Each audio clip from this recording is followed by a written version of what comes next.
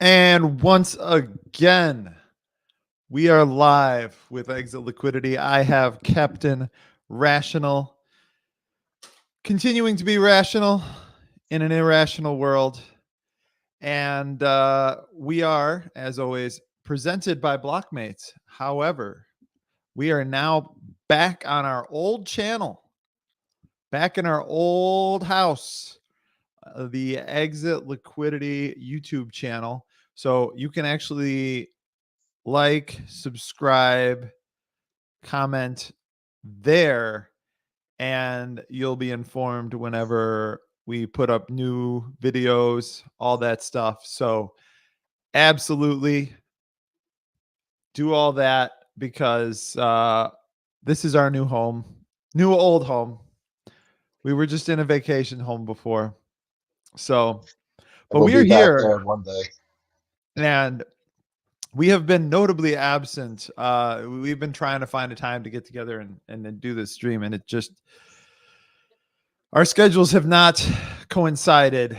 But here we are today, and a lot has transpired in the following weeks. I feel like the whole Japanese yen thing blowing up was very interesting evening. I was actually at work all night watching that happen live, and it was quite something to behold. It reminded me of I also was at work when FTX blew up watching, and I just happened to be watching things.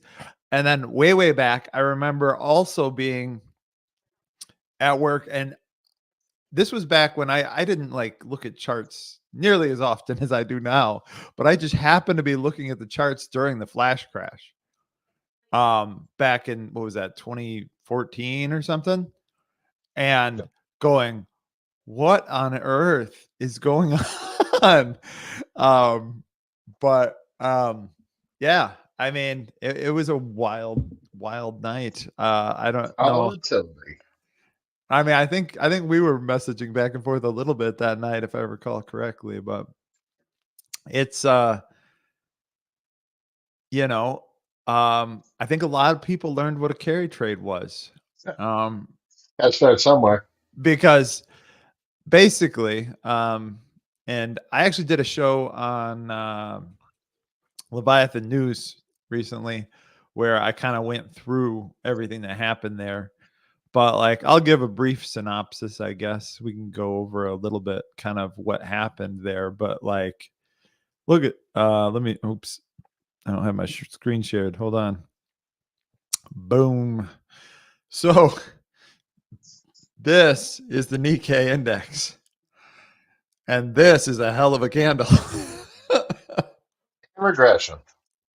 What's that? It's not even. It's a transitory mean regression.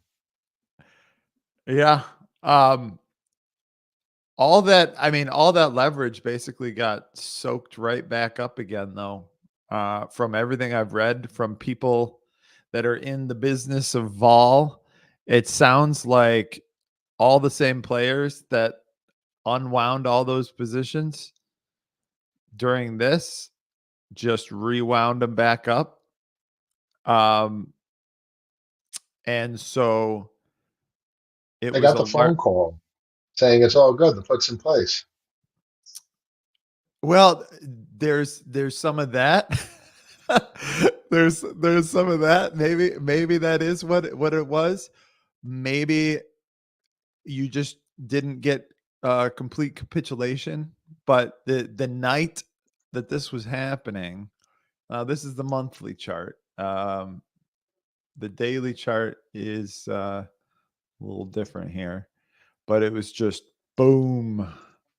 Like it was basically, this was one night, I think, basically. Remarkable. Yeah, it was a hell of a move. It went down like 11% or something like that, 13%. Can't remember exactly. But all driven by currency, right? Like you got the Japanese yen that all of a sudden what happened is a bunch of people that were borrowing in yen, swapping to dollars, buying US treasuries, buying whatever dollar yielding assets of choice they wanted to lever up on and get those DeFi degen levels of yield. Look at that, a bit of a rejection from support. So a breakdown, and yeah. I'm looking at this chart here, and I'm wondering, where we seem to be retesting new levels of strength here. Trends are the lowest tier of technical inspection. Yeah, I mean, we'll see. I mean, I think that basically what happened is the dollar strengthened very quick, or I mean the yen strengthened very quickly against the dollar after devaluing for a long period of time. It was just, and it goes through these fits and spurts. I mean, like, look at this. Like, along the way, sometimes it does this thing, but then we hit this sort of double top here, where the Bank of Japan was like, oh crap, like they were actually starting to see inflation. They were getting concerned about the level that we were hitting, and that they were going to lose control of their currency. And so bear in mind, like their yen appreciating, if they're concerned about inflation before, an appreciating yen is something even more so to be concerned about with regard to inflation, especially for a gross importing country. Again, this is something that's going to have to be managed, and I don't think they want this thing going too far out of either of these, like, I don't think they want this thing to appreciate too much. And so the problem is they have massive amounts of debt, and debt is deflationary. And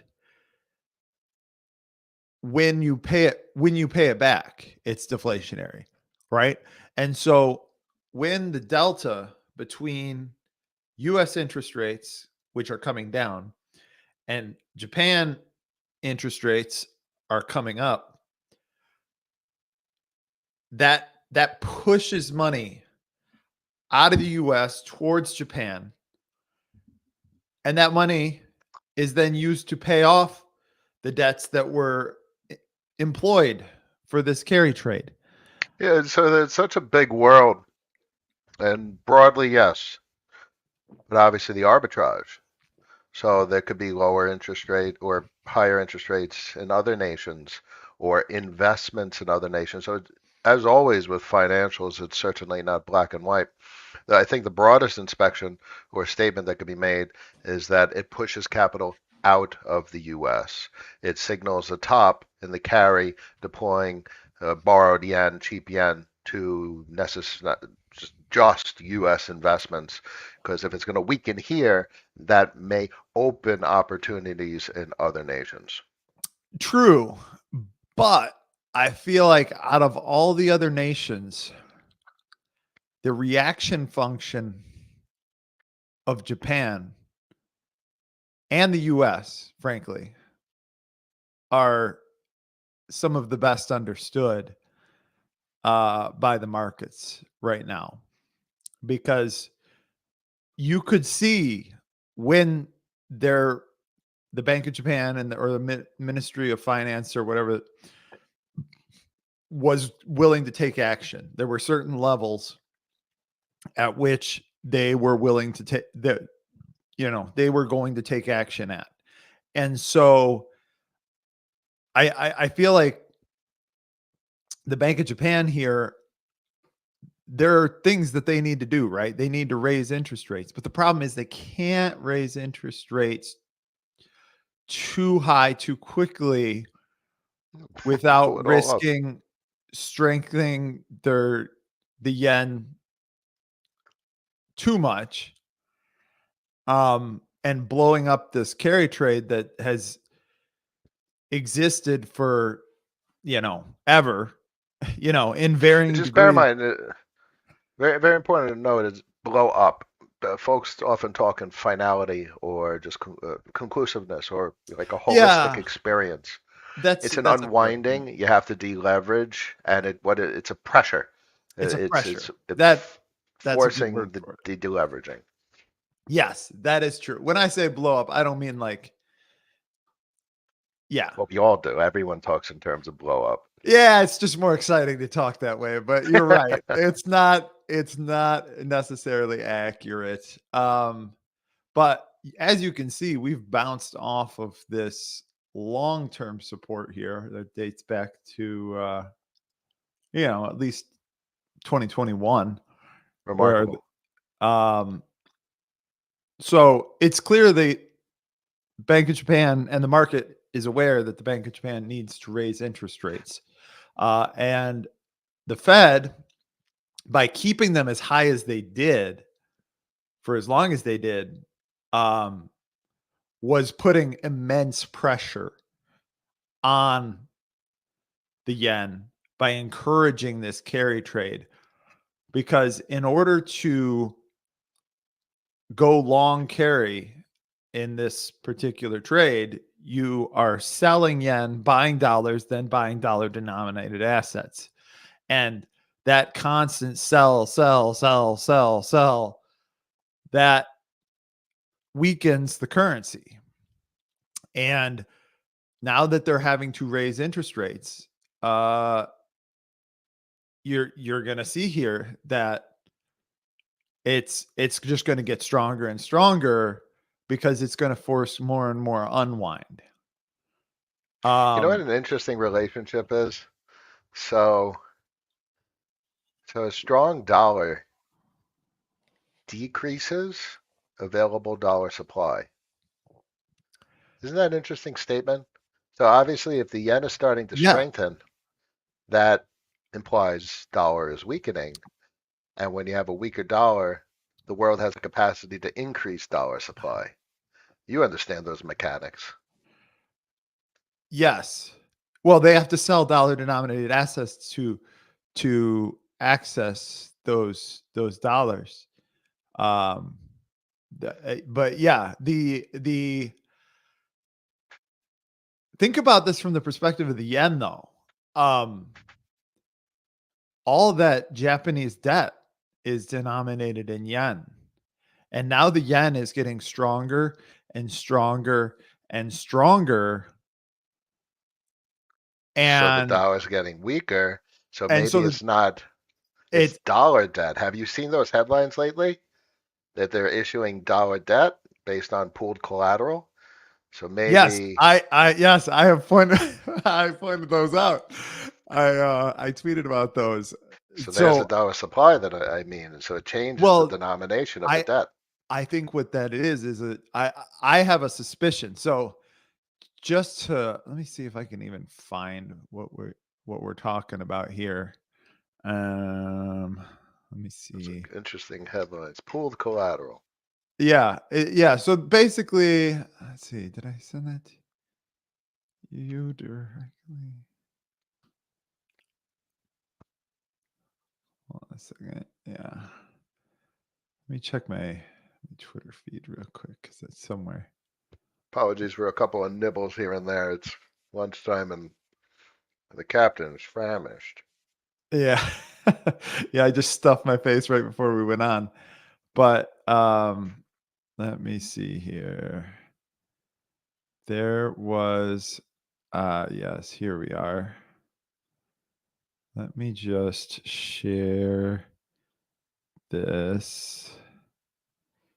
Let me pull this off screen. Here we are. Okay. So these are the various. Oh, oh my! I can't. You know, they're literally making dollar loans because the weakening of the dollar makes it But more favorable. what's interesting about these, though, and I do want to talk about these. What's interesting about them is that pooled collateral of what kind That's always and what shit. denomination. Like, it doesn't say dollar collateral. It just says pooled collateral. And there was a thread by Concodonomics that basically, let's see, it's in here. So this thread, Concodonomics was actually talking about the fact that, look at this. So tri-party repo has been doing weird crap lately, where it's actually fallen below Lower bound. the what should be the risk-free repo rate, which is the RRP. This is overnight RRP right here is 5.3, and yet people are suddenly pushing it down below 5 basis points below the risk-free rate. Why are they doing that? Why are they doing that? And I'll tell you, my suspicion is what's actually happening here. And Codonomics goes into this, which is this is the smoking gun here. All these other rates, these are all pretty normal. Like corporate bonds are up here at 555 basis points, 535 basis points for U.S. Treasuries and federal agency securities, 525, or about 530. That looks like maybe a little under for federal agency securities. So there may be some, of BOJ maybe doing some operations here too, just because these are also kind of sitting at the floor. But this one right here, what the hell is going on here? This is monetizing the shit. Other riskier collateral. Like, what does that mean? And I suspect that these two things are the same. Part of the same.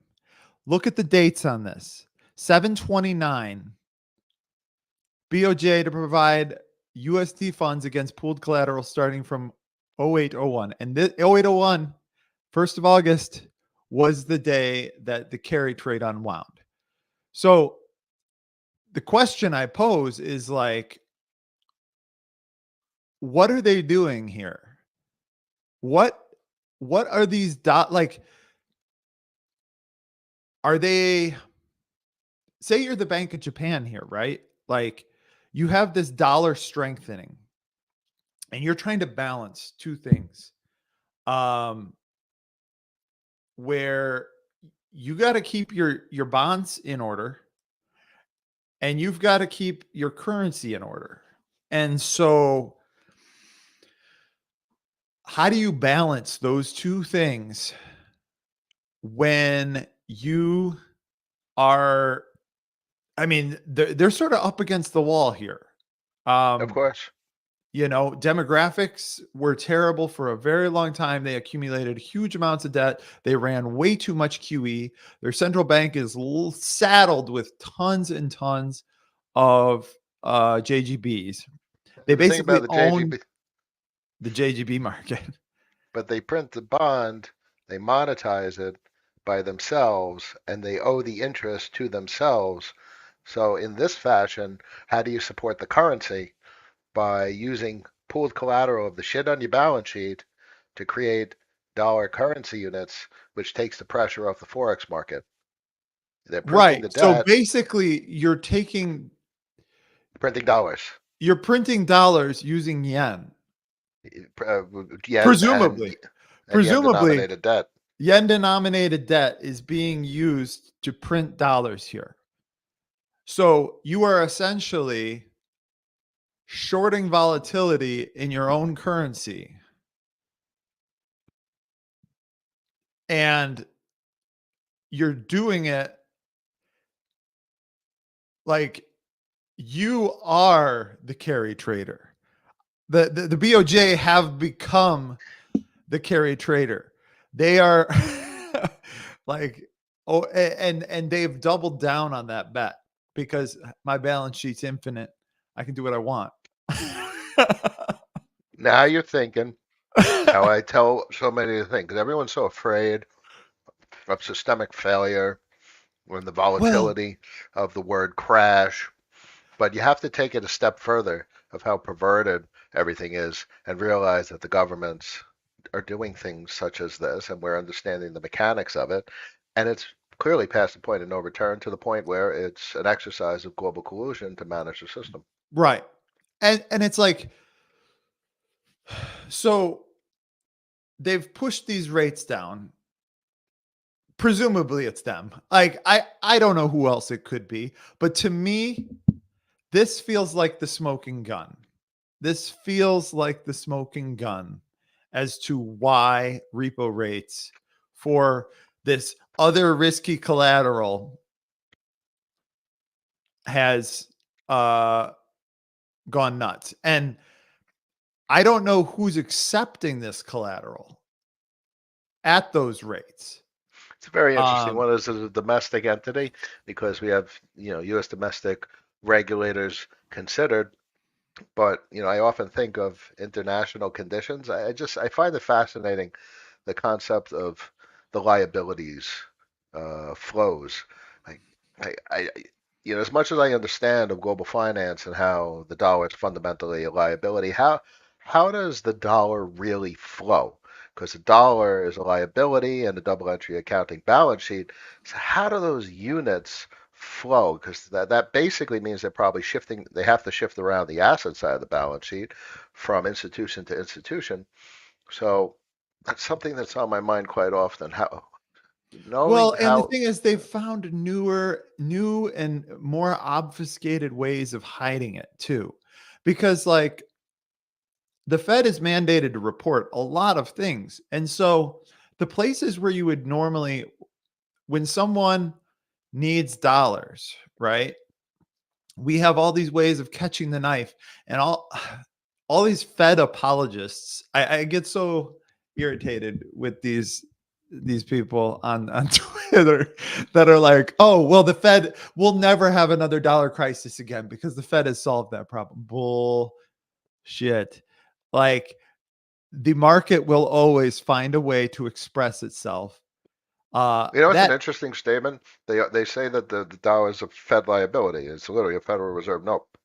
But given the amount of dollar debt globally, the dollar is far more a global liability it is a of global other central liability, banks than the Federal but Reserve. In fact, the Federal Reserve is a minority participant in that liability. and and when the federal balance sheet grows, it's because we're taking those liabilities and putting them onto our balance sheet in order to bail out the rest of the world so they don't stop using our dollar system, and so we don't lose the soft power of being able to take people out of our system. We want to pick and choose who gets to stay in our system. We don't want the system to blow up the people we like because it allows us Well to said. hold power over them. And much to the detriment of our own population. And we're at the point where they're going to finagle pooled collateral from Japan to Yeah. finance dollar liability expansion to drive down the price of the dollar cyclically in a secular trend over the coming decade to achieve secular lows and Yeah. structural lows that we discussed on the DXY. And that entrenches the dollar globally and increases the capacity for the world to print dollar liabilities. Yeah. And it's just going to be a weird next 10 years. Well, I mean, and who's the counterparty here? Like, I really want to know. Like, because I think this is an important question. Is somebody else was counterparty to these uh transactions, right? Like they're supplying pooled collateral in repo at below the risk-free rate. The FOMO facility, And Federal Open Market Operations, FOMO. but if it was through open market operations, I mean, they didn't say how much, but if it's through open market operations, it would appear on the Fed balance sheet, right? Mhm. It's a a private contract entity, as we've discussed, that is not. It's just it's a shadow organization, an Well, institution, a subsidiary. There's no relationship. You got to so go further. You got to I get more real. no, no, no. Keep I on going. mean, it could be any one of their associated banks that they. There you go. I mean, I I'm just saying that if it was actually the Fed doing it, it would show up on their Fed balance sheet. And it's funny Oh yes. because so this right here, um, wait, that ain't it. Uh, let's see. Here we go. Uh, yes, this right here is the other factors supplying reserve balances. So this is on the asset side of the Fed balance sheet. Uh, foreign currency denominated assets, Wednesday level. Uh, unsurprisingly, shot up over $1 billion over the last few weeks. Tiny. So It's little. not a lot. It's not a lot. So that's clearly not where all of this is hiding. And that's but that's all I could find. I went looking. It's off the books. It's off the. You gotta get cynical. You gotta get more cynical. Although there's also this, and this is something I pointed out, I think maybe on the last podcast, is this uh the reverse repurchase from foreign and international accounts. Like All right, this, 397. Let's get in there. so this thing started shooting up. Um every time this thing starts like creeping up, it's associated with like movements in the yen. Like you get a big move in the yen, and then oh, this thing starts shooting up. Um, and so I marked another one when we had a big yen move in at the end of July, and then all of a sudden, you know, the yen moves started getting really big. But like, I don't know, like how. So my second question, besides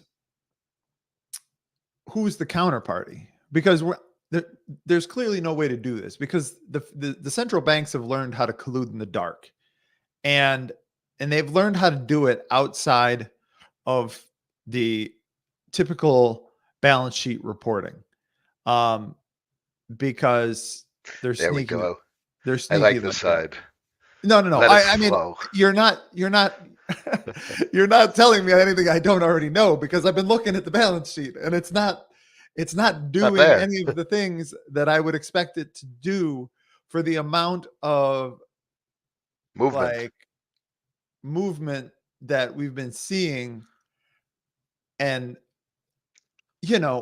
there's two possible explanations for that. One, the over levered got washed out, and this is all purely, you know, natural price action.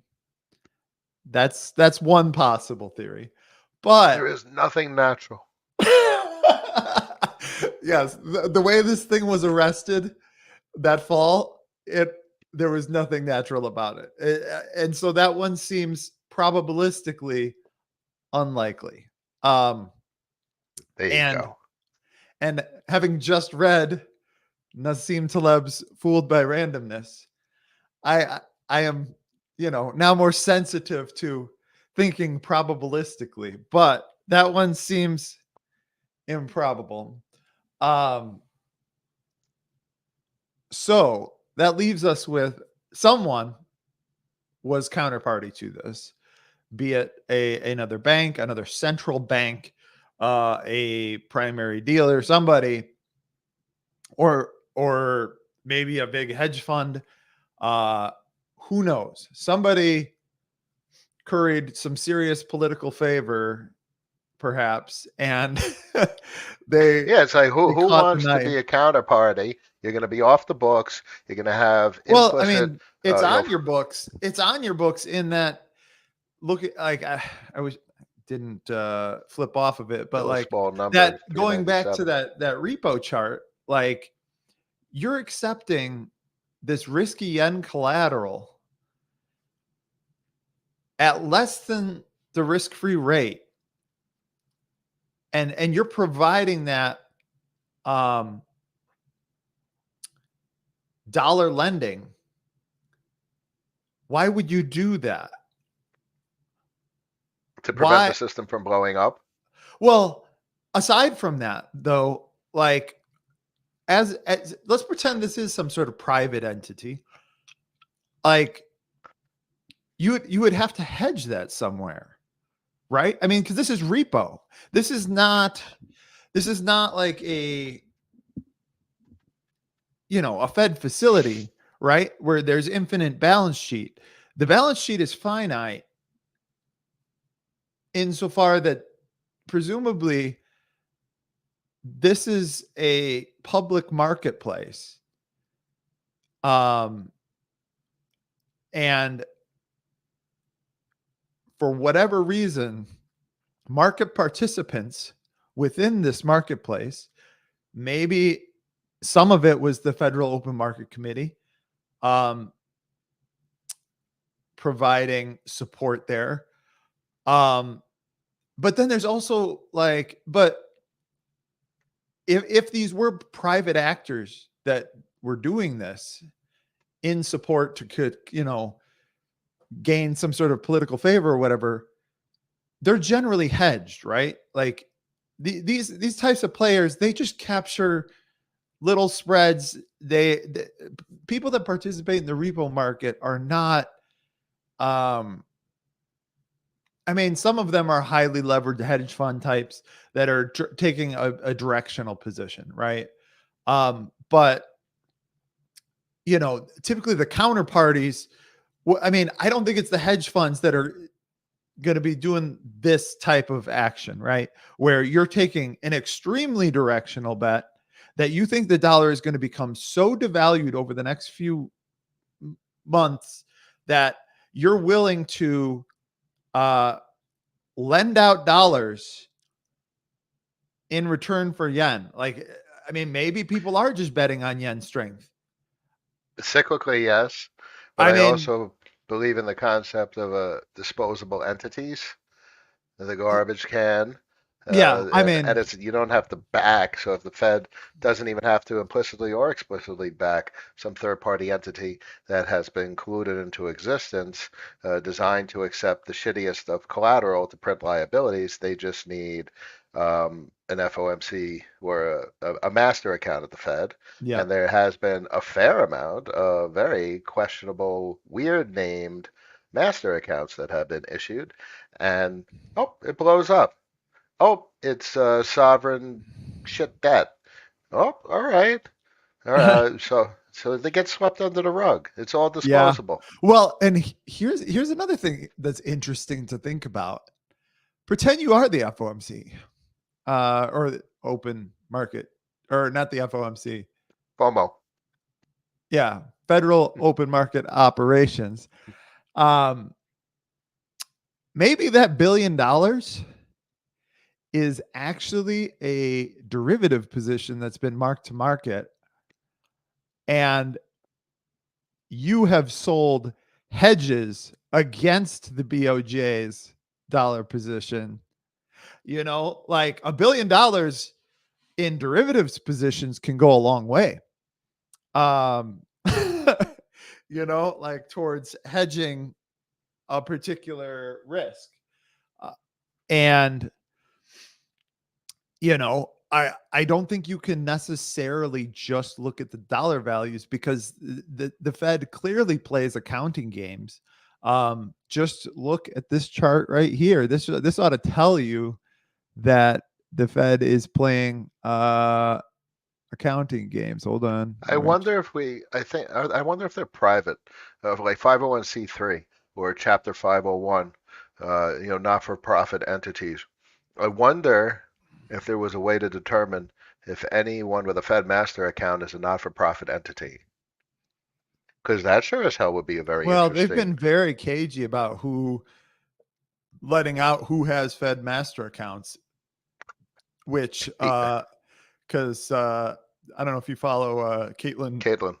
yeah, from forget the name of her bank, but yeah, she's been fighting to get a Fed master account, and the Fed won't let her, and so she's been trying to get all of that information through freedom of information requests.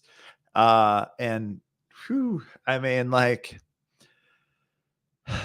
there's I mean, there's a seriously, lot of how? there's a lot of weird stuff going on behind the scenes of the Fed, and it,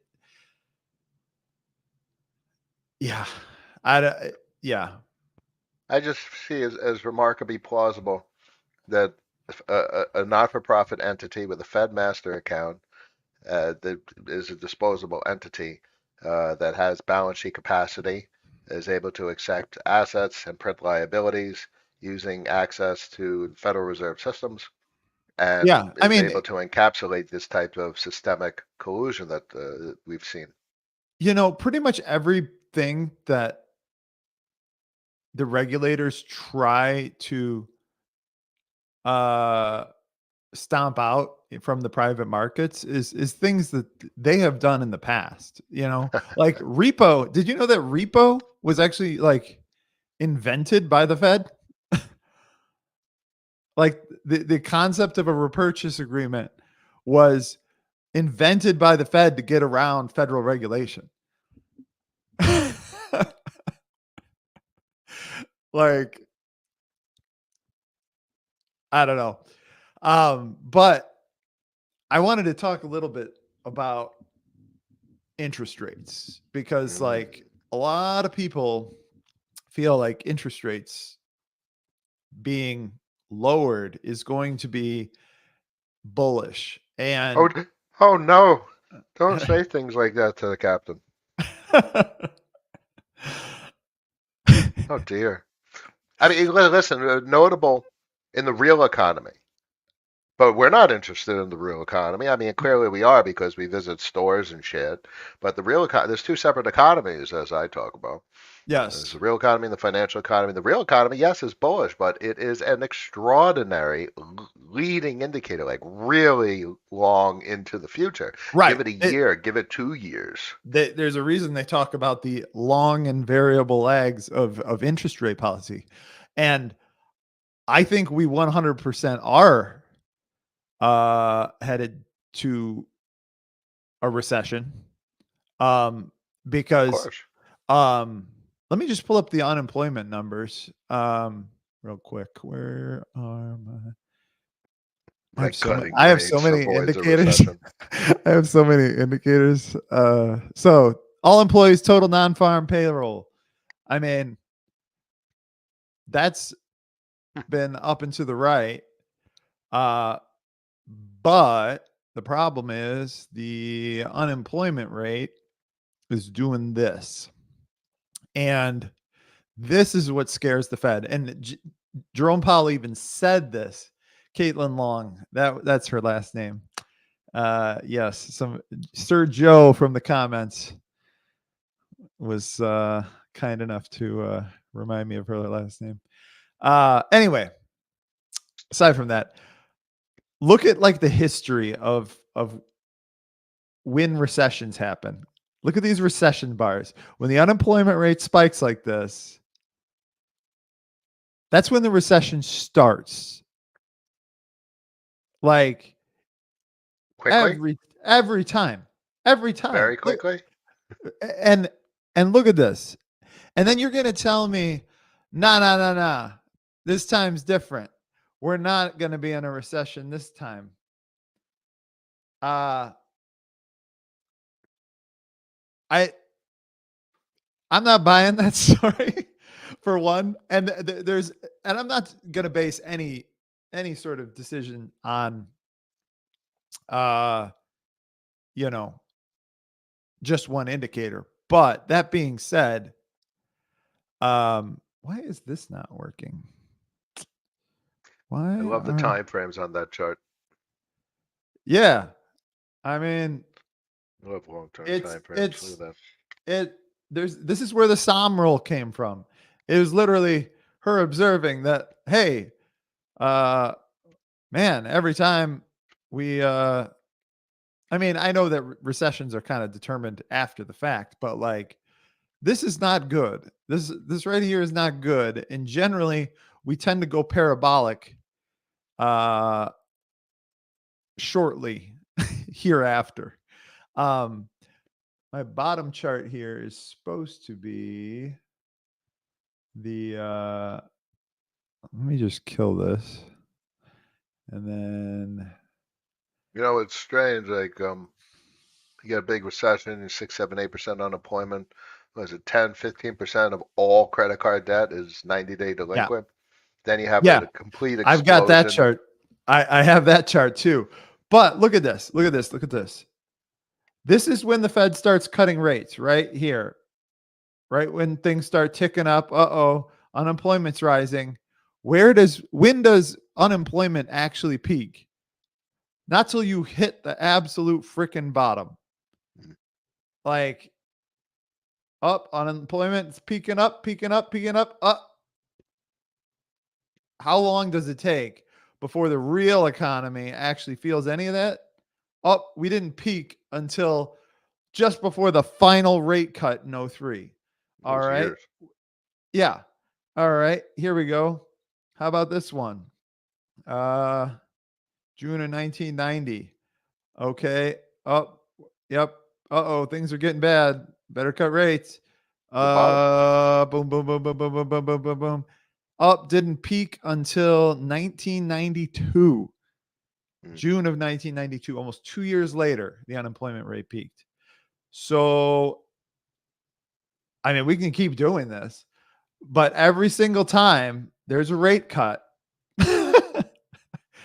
it takes nearly 2 years, and then they finally stop cutting at the peak. So now, that being said, that is the real economy. Let's go back and talk about the financial economy. Let me find the good old SPY chart or For those of SPX. us here, for those of us here that don't Because invest in the real economy, because I'm not too fond of investing in right, the real economy, because I I think mean, I the have a best. real job, so I am invested by way of I'm already having. invested. I am way too invested in the real economy with the job. I am sure as hell not going to invest my money in the real economy. Absolutely. So you will notice, and maybe we do this. Maybe we do this. So look at where actually, I mean, you don't even need the Fed funds rate or anything. Look at where we peak or bottom, I should say, during these. We need a different chart. Let's go to the monthly chart here. This is a much more appropriate chart. But look at where the S&P 500 bottoms in recessions. Like generally, we tend to bottom right in the middle of the recession, somewhere in the green band, whereas the unemployment rate, as you recall, tended to peak like right at the end or even after the end of the recession. And so the stocks, they are a leading indicator, and they have not begun to lead. So This is the S&P. I'd like to know, ladies and gentlemen, that this is still the real economy. The S&P. yes, But then again, maybe is it's it? not. Maybe it's like Is it? It's equal not. weight. It's the global dollar asset economy because Oh, people, okay. I mean, how many stocks does the Swiss central bank own? Uh Good point. So But maybe it's look, equal weight. look at the time frame on this fucking chart here. Now that is Captain approved time frame right there. So why are you doing this? Okay, this Oh, line. generational trend lines. So this goes all the way back to May 1932. So we broke through that back in 2013. We broke through it back in 1995, then had the giant asset bubble that was the dot-com bubble, and it basically did a peaking process over the course of the next year of tagging that thing a couple times. Do you see that this is literally a resistance flip support on like a rising wedge? What do you mean? Oh, Yeah, like 2000. The bottom in 2000 was a resistance, a rising wedge resistance flip support. Rising wedge is generally a reversal type of structure. yeah. Clearly not. It's not. Well, and then September 07, basically we double topped there, right? Boom, boom. Then we dropped all the way down to this trend line that, again, this one got messed up too for whatever reason. So I'm going to fix this because these. Previous resistance flip support as well. There we go. But like we have tagged this upper trend line here from bubble territory, major bubble territory in 2021. We dropped down and then tagged it again. Now the question is, do we blow right through this and just go full parabolic stupidity, or do we first have a correction? And I am of the opinion that it's going to be we're going to experience some things first before like this whole up and to the right thing. I don't think it can sustainably go on forever. You need to have some sort of deleveraging. Yeah, 20,000 to 7,000. That's a deleveraging. I mean, we could go back and retest this. I'm a buyer of the S&P at 3,200. What? So you can get a whopping 2x on a return to all-time highs. Literally, well, be a two. I mean, 2x. I do have a 401k, so That's something to fix. Yeah, that's something to fix. Yeah, it's not in my trust. What am I doing? But I guess my point is that we could blow right through the top of this thing too. Again, probabilistically, I don't think in terms of, and anyone who tells you they can speak with certainty about markets has not spent enough time being humbled by markets. Yeah, without a doubt. It's all probabilistic. So I like to think in terms of what is it impossible? And in this world currently, nothing's impossible. And my phrase is, it's weird. There's gonna be some weird shit. Yeah, and so everybody thinks that the Fed put is on, but let me kind of explain some of the things that I see as being bearish about interest rates coming down. So everybody talks about like Fed liquidity, right? Like, and how that has been pumping us. And that explains this big run up is like, okay, there was the drain down in the TGA.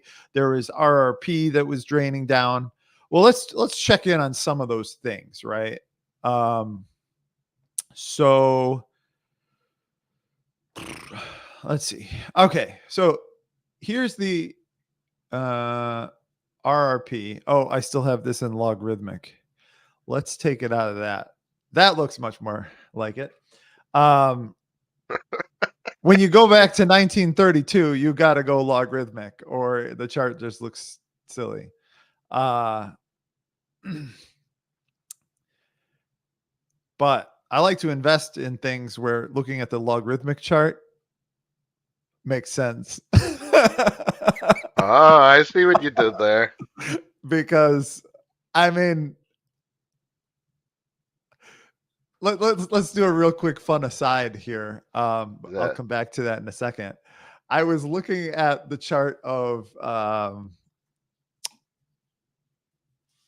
Berkshire A. Aw, good old Look at Warren. look at this logarithmically. Who Look, slammed by in May? what's Who that? fat fingered that wick in May? I don't know. That might just be bad data. You can never count out bad data. Actually, we need the 3-month chart here. But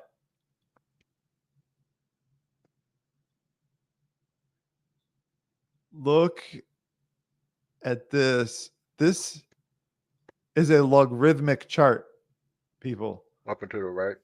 Up Oh, and to the beautiful right. chart. Just look at this. It doesn't like, I mean, there was 1998 to 2003. So basically, Warren just sat there and was like, I don't get this whole .com bubble thing. And it was just like, I'm just going to stack some cash. Just stacked mountains of cash.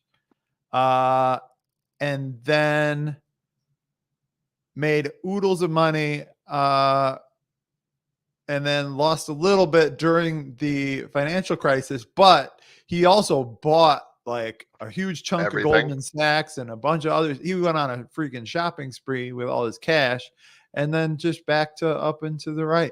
And like being able to produce an asset that just makes sense on a logarithmic scale over why? that time period. He operates mechanically. He does. It does. It's just he has insurance companies and cash flows, productive Whoa. assets, that produce cash flows, and he just stacks those cash flows. He stacks them and stacks them and stacks them. And then when the time is right, he deploys and just buys things cheaply. At a I mean, it's a discount. very Oh, rational approach. I love that perspective. Anyway, yes. So this is the RRP facility. So the reverse repo facility was designed to hold cash. It was basically dollar staking, where you get paid by the Fed at an interest rate of 5.3%. In order to keep short-term interest rates high, because that's the part of the curve that they have control over, the most control over, I should say. And so they implemented this facility and it raised the interest rates up. And just like when Anchor did it for Luna, Yep, same thing. It attracted a bunch of money. Money flowed into this thing, and it sucked excess money out of the dollar liabilities. Let's be specific here. It sucked dollar liabilities and turned them into liabilities of the Federal Reserve. It transformed them from private dollar liabilities to liabilities of the Federal Reserve. And so it sucked in $2.5 trillion, which is an appreciable sum. Yeah, it's And getting there. That's on radars.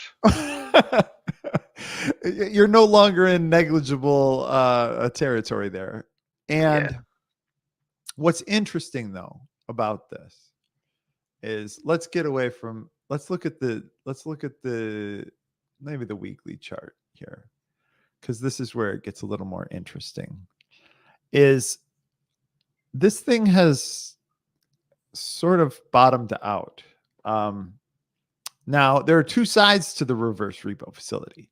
There is the internal facing one, which is for the domestic banks. And then there is the one for the foreign entities. Actually, I think this is this is both. This is both of them put together.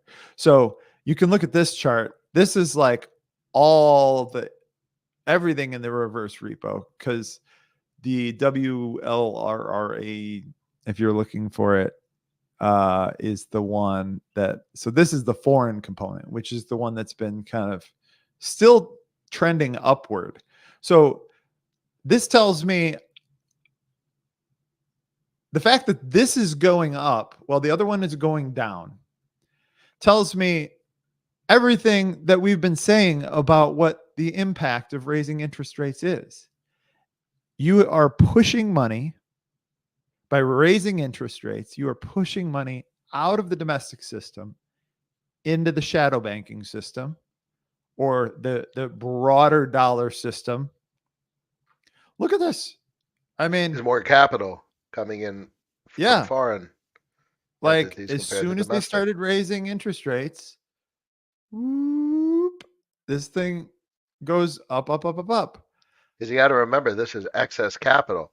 Because what is capital and what's the purpose of it? Is for buying things and investing in things. Anything that's going into reverse repos is just shit sitting around doing nothing. Right. And so you want to keep track of that stuff. But what this tells you is that money has been moving out of the domestic US. So by raising interest rates, you're hurting domestic US productivity in favor of the broader dollar system. You're pushing dollars away. But the problem is that average people aren't terribly interest rate sensitive in the US, because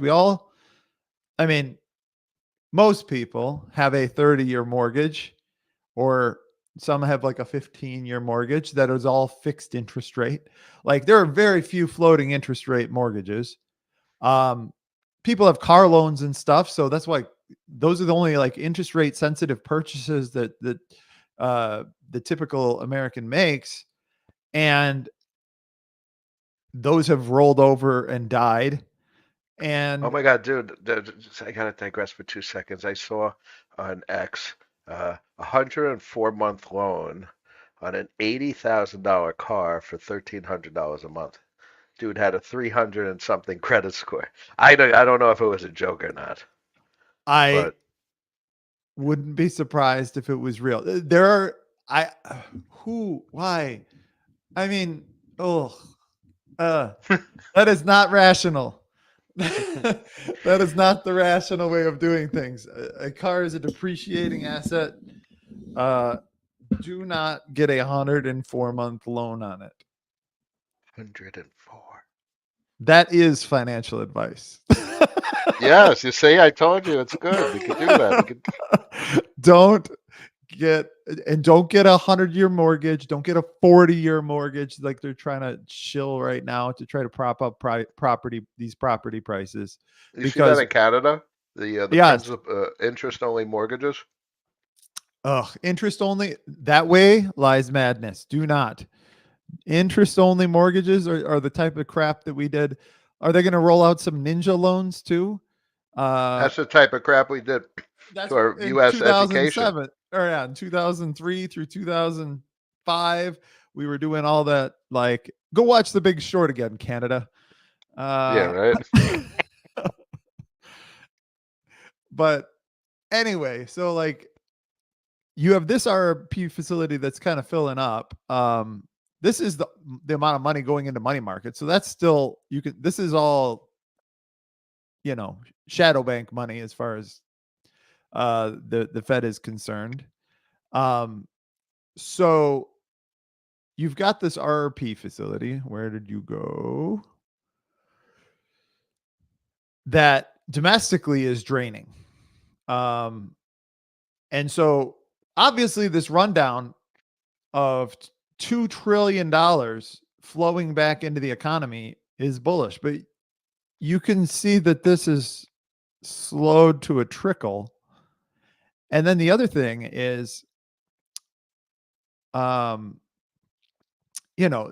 joint chart of the foreign plus the domestic doesn't look any better, honestly. And so why has that slowed to a trickle? Well, because people know that the party's almost over as far as this is concerned, and repo rates have gone up generally in most aspects. And so that money can be more productive elsewhere. And that's why people have pulled it out. Or people want to buy bonds with it or do whatever it is. They don't want to be, when this thing was going down, they didn't want to be in here anymore because the stock market's going up and to the right. People are, speculating on buying 30-year bonds and whatever because they know the Fed's going to cut rates at some point. So we had this big move, this big liquidity injection here, right? And then the other big source of liquidity is the Wait. Reverse repo. It's gonna be very interesting because we haven't had rate cuts in 2021. Reverse repo came online, and we haven't had rate cuts since what, '08.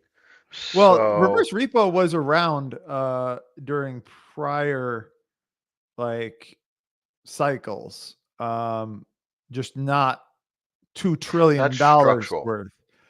and that's Yeah. so. What's interesting is as we start cutting rates and bonds appreciate and interest rates on them come down, if they're going to have to lower the reverse repo rate, otherwise, who the hell is going to buy the bond if you could get 5.5% on reverse repo, and 10 years are at 3.5. So the question becomes, why would anyone put cash into U.S. debt versus reverse repo? So I'm very curious of what the reverse repo rate does in the coming year. Well, I think this thing's here's part of the thing is I think the Fed wants to keep this as a buffer for one. Because once this goes to zero, you are kind of you're right now we're still got our hands on the kid and we're as he's learning how to ride the bike and we're making sure he doesn't fall off. And letting this go to zero is you letting go and going, all right, market, you got this. You don't and got this. and the what happens is if you get a dollar shortage, it can't come from here. This is a pool of dollars that you can pull from in the event of a dollar shortage. So I honestly think that the Fed may be using open market operations to kind of manage the RRP at about this level in order to maintain, what's their word for it? Adequate reserves, I forget. Smooth market function. Well, yes, basically smooth market because they used to want abundant reserves, and then they changed the language to something less than abundant, but more than Semantics. it is semantics and it's technocratic bullshit. But anyway, this is a bit of a buffer. It's a $350 billion buffer just in case liquidity gets short. The repo market can suck out this emergency fund. This is the Fed's savings right here. And It's like a month worth of federal. it's not a lot. But so this thing is basically tapering off, and I feel like they're just going to manage it so that it stays right around 300 while they lower interest rates because they have a bad history of knowing when they don't have enough reserves. Here is their history of reserves. So like this is what they have what is called the lowest God, what is that stupid acronym? Lowest comfortable level of reserves, LCLOR. And August 2019, we hit this level. October 2012, we hit this level. That was when they started QE3, I believe. And August of 19 was right before the repocalypse. Then we pushed a bunch of money into the system, and then we were all good to go until January 2023. Anything of note happen in early 2023? Bottom. Well, that's when in March Thanks. SVB failed, FRB failed, and Signature Bank all failed. And then they introduced that new facility, pumped some more money in, and notably, this is trending back down again. So they don't. I think they know they don't want to necessarily get back down here. Maybe they're that smart. I It's very interesting. Look at the MAs. They really pushed it to, what was that bread? The bread's got to be like a 200 or something like that. yeah, I'd say 200, 150 with the green. yeah. Look at Fascinating. that. It is fascinating. So bringing this back to the just general bear case for interest rates is how has the Fed been paying for paying this reverse repo? Well, when this was up here, it was costing them a lot of money because you're paying 5.3% on $2.5 trillion, right? Well, and that's money that's going back into the economy. It's like people can pull money out of the reverse repo. And so like that money made its way into the market, and you can calculate exactly how much or at least pretty closely account for how much, because you have where are you? It's not that one. Yep, here we go. This is how much we spent. Financing it. $191 billion in remittances that we no longer were giving to the Treasury, because the Deficit Fed spending. is required to give any of its like profits basically back to the Treasury. Which is interesting because that is an increase in circulating supply of capital because they're paying that interest on reverse repo, but it was never taken out of supply vis-a-vis remittance. That's an Right. So increase this in is supply. basically monetized. This is how much of the Fed's balance sheet got pure straight monetized. And so $191 billion, it's not world changing money, but it's a lot. And the fact that you can see that this thing slowed down a little bit, but we're still losing a lot of money here. And I guess it's over a different time frame. So we got to kind of be careful what slope we're looking at here when we can toggle back and forth between this and the RRP.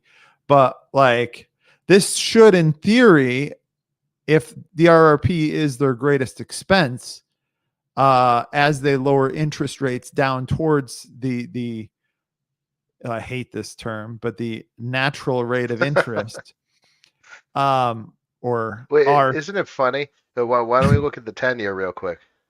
All right, This is 10-year it humor me in is. the last couple of minutes. I got a hard stop at 2, but let's Oh, take a okay. look at the 10-year. Very far out, please. Yearly. Yearly. Here's a 6-month chart. Okay. Compressed vertical. So they keep Enhanced. saying, there you go. They Uh, keep saying what the neutral rate is like 3%. Some of the Fed governors. yeah. Where's 3% on this bad boy? 3% is right about here. Right about on the yearly, maybe the MAs line up a little bit more, but it's ironic that that Here's it the yearly. really I don't even hits. have that one starred. Hey, I am not maybe rash. there is no MA there. It depends on what you got. But We bounced it right off the top of the 100-day uh, or 100-year moving average. these are good time frames. But look at that. That is a breakout from a falling wedge, which we'll see a resistance flip support. And if you put it on logarithmic, that might give the more aligned perspective. Makes my lines look silly, but Yeah, the top line. So watch the top line. If you adjust, if you don't mind adjusting the resistance line blue, you'll see yeah, the 3-month basically aligned, I I'll believe. just draw a new line. Let's see my chart. I was staring at the other day. I was like, oh shit, no joke. Wait, which like on the top or the bottom are you talking? Let me pull up my 10-year. Yeah, just pull up your chart. Yeah, check this out. Um, Logarithmic. You said scale. Oh no. I find I find that neutral rate they keep talking about quite fascinating because no Well, matter what, they pretend like it's a knowable thing yeah, what the neutral rate of interest is, and when you're manipulating the market as severely as the Fed is, uh, and all the central banks are so deeply manipulating the price of time, which is the name of a wonderful book I just read. Highly recommend everybody go read that. But when you're manipulating the price of time as much as the Fed is, you have no idea what the neutral rate is. So you're just guessing. You're just making things up and pretending like it's a real number that you can actually measure. You can't. well, bear in mind Stop what it. Fed funds Your versus model. what was it 2-year? A lot of folks show that chart where 2-year yields deviate below Fed funds. They're like, oh, that's the top. So in the end, the market may dictate Fed funds rate. Forward looking, of course. Yeah,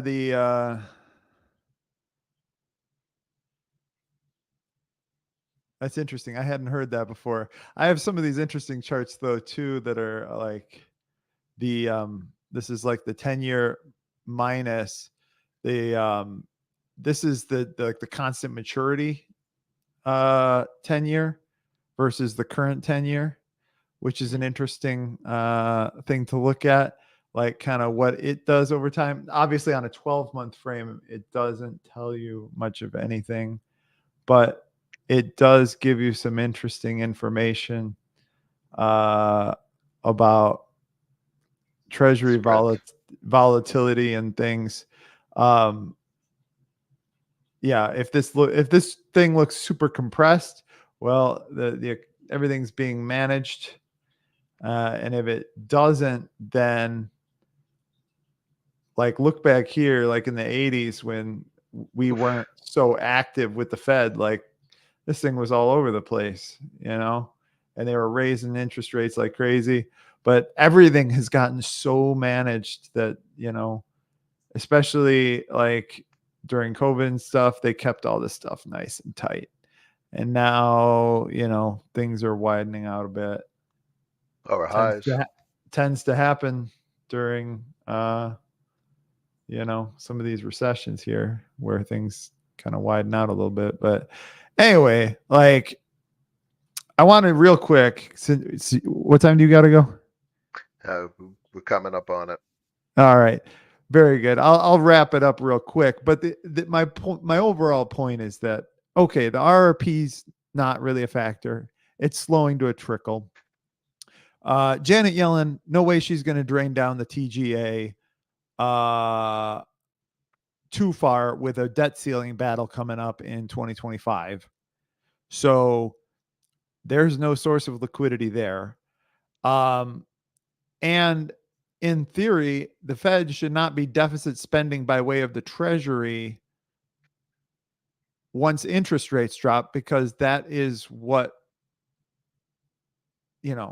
this has been where their costs have been coming from. And lowering that interest rate lowers how much it costs for them to pay on this facility as well. So, You know what fixes it? A little bit of QE and cutting interest rates, and they'll be able to pay it back in no time. actually, I think they're Sort talking of, about continuing QT for the time being. ooh, they're going to have Well, even less revenue. yeah. The productive balance sheet is how the extra capital they pay for Treasury. So they got to come up with a couple $100 billion, or was it Yeah. $180 billion? Yeah. And so, I mean, maybe that explains, as they sell these things off via QT, maybe they're realizing capital losses. Although they're not actually selling. Never mind. That was stupid. They're just maturing. They're just maturing off the balance sheet. So it's just a matter of what they're buying. And as they lower interest rates, though, all the things that they've been buying with that expanded balance sheet are appreciating. And so the Fed all of a sudden may start actually remitting to the Treasury and make some of that back. Like, you may see that chart actually reverse. I will sell high. Yeah, I mean, that's what a central bank is supposed to do, right? Is they're supposed to provide liquidity in uncertain times, take a pound of flesh from you for the service, and then let you go on your way in a truly idealized version of, in Badgett's view, of what a central bank ought to do. The volatility suppressing. The 1800s idea of what a central bank should do. You short vol, and then when things are calmed down and assets move back up again, then you make money. But the thing is, if the Fed's making money, like this whole time, the Fed's been losing money and we've been making money. If the Fed starts making money, who's losing money? We are. Uh-oh. And the Treasury also has been, having to pay interest on all this stuff. And so once interest rates go down, they stop deficit spending as much. That's bearish, right? Because they're not spending as much, and they have and especially if all this crap like drops at the end of the year, like this whole time we've been trading and whatnot, and realizing all kinds of capital gains, then they let the thing fall to the floor, and then they pump it back up again and make sure they take their money from you by way of taxes, and then rinse and repeat. But like, if the Fed actually starts making some money off of this giant vol suppression activity that they've been participating in the last couple of years, then we aren't. And this is the same thing with, like, Druckenmiller was criticizing Yellen a while back for not like refinancing, pushing out the duration of the Fed's balance sheet, which actually I don't think was even correct, because during I believe the Fed's or not the Treasury's balance sheet is at something like 71 months, which is actually historically very high, relative to where it has been historically, which I think is closer to 60. Mm. And so, like, but if the Treasury is winning or the Fed is winning, the markets are losing. Like when they issue these things, like, and if Janet Yellen stops issuing T-bills as much, then that's less money-like substitutes in the repo market. Rates get high, dollars get scarce, people sell things. I This is do not. top inspection, my friend.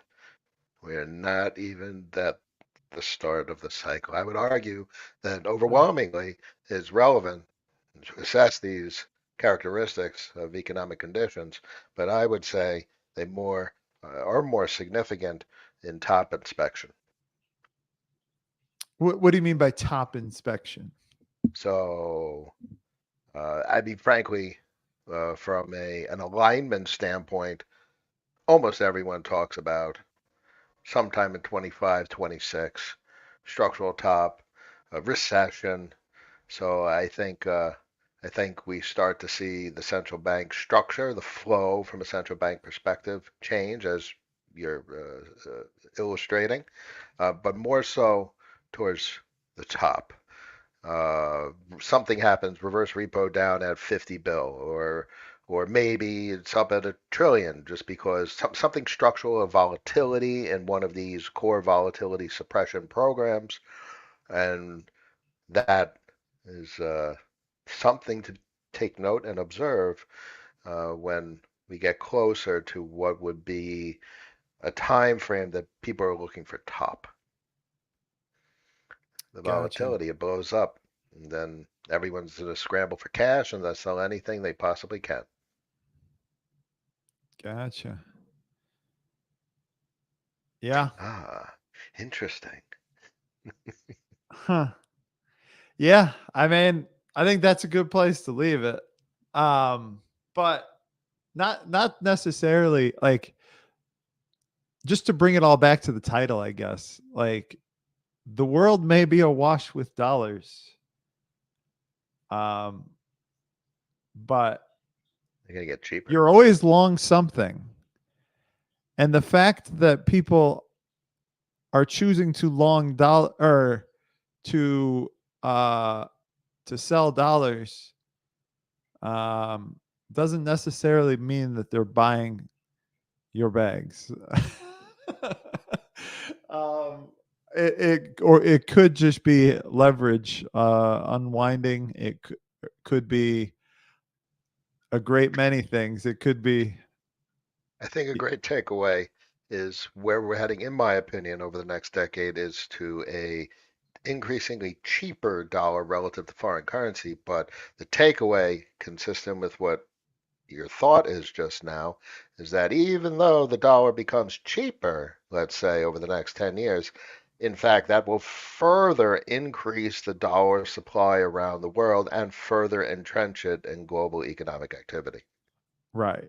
Like I think what's happening here is some of this manipulation is being done ahead of time in order to pad what they know is coming, which is trying to prevent something like this, where you get this dollar run up due to people scrambling to pay down all their dollar denominated debts. They know that people are going to start selling things if there aren't enough dollars. And they're very, very scared of that. And so they're trying to make sure that there's sufficient dollar liquidity before they pull the rug out on the liquidity machine, because they know the liquidity machine is running out. So they fire up the shadow liquidity machine. FOMO operations, yes. Yes, by way of FOMO operations, and maybe try to pad the landing as they bring in the Fed balance sheet in for a landing. You see a nice dip to 98, 97, and that will create a significant buffer as they start cutting rates. Yeah. Would that be an Yeah. interesting inspection to see rate cuts in DXY terms? Because I think it's Oh, reasonable to say this time. yeah. I'll pull that up. Boom. So, in general, cut rates, and it starts a bottoming process in the dollar. The Cut system rates. cannot tolerate that. They need to Well, at create the least it bottom did lower. there. That's a sample size of 1, so let's not extrapolate too much from it. Hmm. I guess this was a topping process. This was a bottoming process. So it really depends on circumstance. Again, this was in the 80s. It was a bottoming process. It really depends, and there's a guy I follow on Twitter. What's his name? Fijao. He has his own show on Blockworks. I think he's on the Margin podcast. Dude, highly respect him for his macro takes, and he is on the opposite view as I am, and I don't like when him and I disagree because we so often agree about so many things when it comes to global macro plumbing. And so I could be wrong. But I feel like the Fed is kind of late in their rate cut cycle this time. Certainly. And it was part of a topping process here. So maybe we do get dollar weakness. There you go. Maybe not that far, but they say at least the 90s. Down to 90, maybe. Yeah. Maybe we do get continued dollar weakness, but that doesn't mean,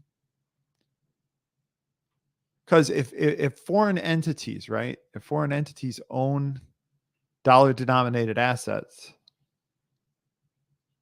and they just sell them into dollars and then use those dollars to buy yen or yet buy euros or whatever, the dollars are left on the market, Cheaper dollar. That's my 2 cents. Which means cheaper dollar and I cheaper say asset. 90, the bottom at 90, bounce to 100, 100 to 90, get some chop, and you blow through to 80. But I expect a fresh lower low over the next 10 years. A lower low over the next 10 years. 65. There's a trend line there. Look at those bottoms. Look at those lows. Interesting. Oh. Why? Because in a rising interest rate environment with higher lows and higher highs, you can no longer manage systemic liquidity of the dollar. Yeah. Well, yeah, that actually, you know what? That actually all makes sense. That you would need to devalue the dollar systemically in order to support the debt of flagging demographics. So, and how do you repatriate supply chain with an expensive dollar? You need a cheap dollar. And cyclically throughout history, as we could see printed on the DXY, we have periods of dollar devaluation to facilitate these political and geopolitical goals. Hypothesis and observations.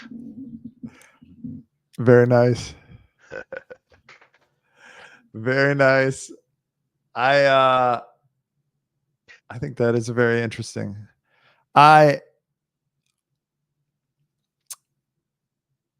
Yeah, that is very interesting.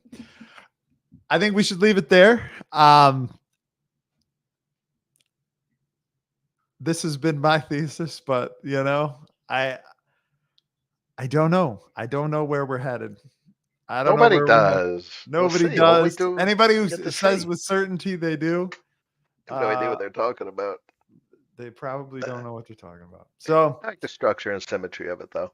I We'll keep up on it, and we'll we will inspect. keep up on it. We will follow. This is part of having a macro thesis, right? Is you have a macro thesis, and then you follow it, and you look for signposts along the way. You say, if my thesis is correct, I should see this and this and this and this over the coming months. And as long as you continue to see something within that channel of expectations, your macro thesis just might be valid. So Proof, validation. indeed. That's a good signpost. All righty. Well, thank you everyone for signing on today. I saw we had DeFi Advisor and Raul, Sergio, Tapsy. So Some of the crew, the thank all regulars. you guys for coming on, and please subscribe to the YouTube channel. We're going to be streaming from here from now on, and then like, comment, and until next time, don't be exit liquidity And be more rational. and It's always a good thing. be more rational.